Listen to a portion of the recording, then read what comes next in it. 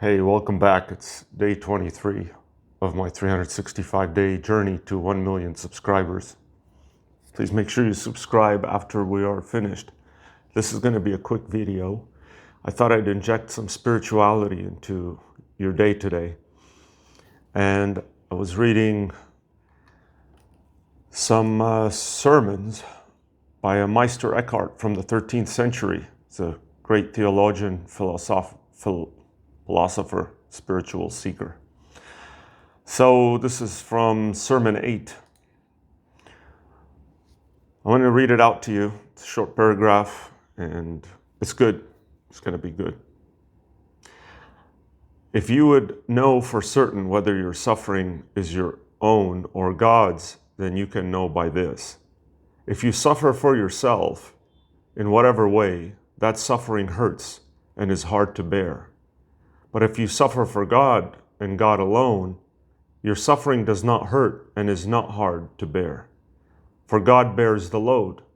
In very truth, if there were a man willing to suffer purely for God's sake and for God alone, then although he were suddenly called upon to bear all the suffering that all men have ever endured, the collective sufferings of all the world, it would not hurt him or bear him down, for God would bear the burden.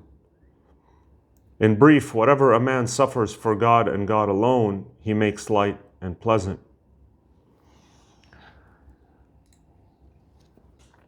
For you out there who are faithful and who are near to God, I bet that your burdens are a little lighter.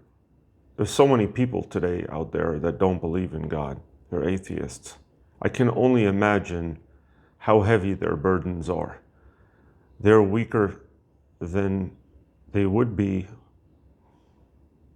if they kept God in their life. Just think about it, how weak a human being already is.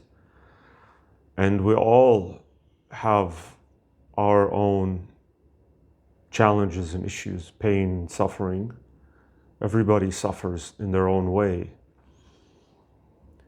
So I thought, how can I relate Eckhart's idea of suffering for God to my own life challenges?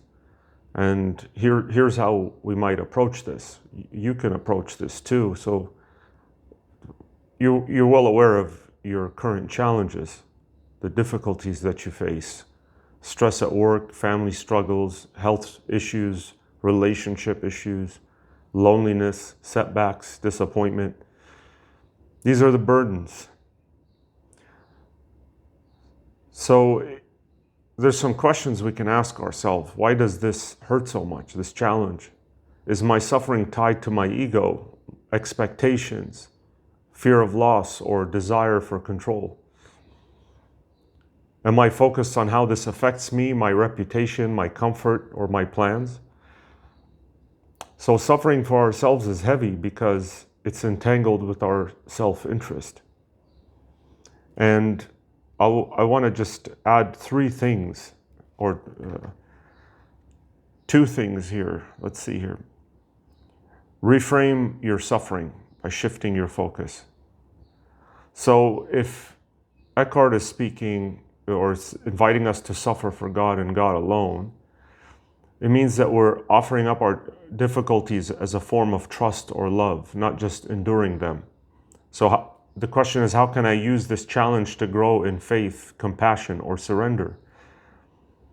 We can let go of the need to control outcomes, for example, and instead trusting that our struggles have a higher purpose. Let going of the need to control outcomes is so crucial. We control very little in this world and in our lives, much less than maybe we think we do. So we just have to let go of the need to control outcomes. And there are things you can control. And I was looking into that yesterday. And interestingly enough, it's not even your body. Because you can be enslaved or imprisoned, right? You don't control your body. I mean, it seems like you do, right? But if you're going to make a list on either side of a line, The things you control are like your choices, your decisions, how you react, how you choose to react, how you process. The will, your will, that you control. And then, so suppose we're facing a tough situation. It could be like at work, you could be unfairly criticized. You could have overwhelming tasks or feel underappreciated at work, at home, wherever. So if you're suffering for yourself, you might feel anger, resentment, or self-pity. But if you're suffering for God, you could choose to respond with patience, humility, or forgiveness, offering your frustration as a silent prayer or act of faith. So you might say, God, I give this burden to you. Help me to act with love, even when it's hard. And that's good because a lot of the time, it's easy to react. It's easy to act or react with anger and to seek retribution and vengeance. And those things are so easy. But it's much more difficult to take a step back, take a breath, and think of ideas or better decisions that we can make that benefit us greater in the long run. So again, I'll repeat that. God, I give this burden to you. Help me to act with love even when it's hard. It's amazing. And that word love is in there.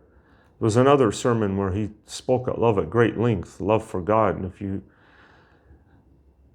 don't have love in you or love for God, you can't love anyone else. And if you don't love anyone else, you can't love God. I don't remember the exact detail of it. Love is just a very important concept, an important thing to have in life. A lot of people don't buy into that anymore. First they let go of God, and now love is just gone with the wind. Amazing, amazing. Just a lot of robots and automatons. People are turning themselves into robots. So next time you face a challenge, just pause and ask, can I offer this up for a greater purpose? Can I let God carry this with me? If you have God in your life, that you know that the burdens you carry are lighter. And surrendering to God, just acknowledging that there's so much that's out of your control, and what you are facing and your challenge and problems, if you just surrender to God and say, hey, I don't give up, but I surrender, and seek God's guidance and advice, and I'm sure that you will find a very different experience and outcome from doing that. So that's day 23. There's so much going on in this world. It's bad. All you just have to do is just look around or read or watch some videos online. It's terrible. It seems like we're going to hell a lot quicker than we thought. But I thought I would spend some time and share some uplifting, hopeful, spiritual information with you, so that there's probably some of you out there that put spiritual on your social media or dating profiles, and I'm going to help you out here, make it real. All right, thanks for joining me on day 23. Please like the video, subscribe to my channel, and share this with a friend. See you next time.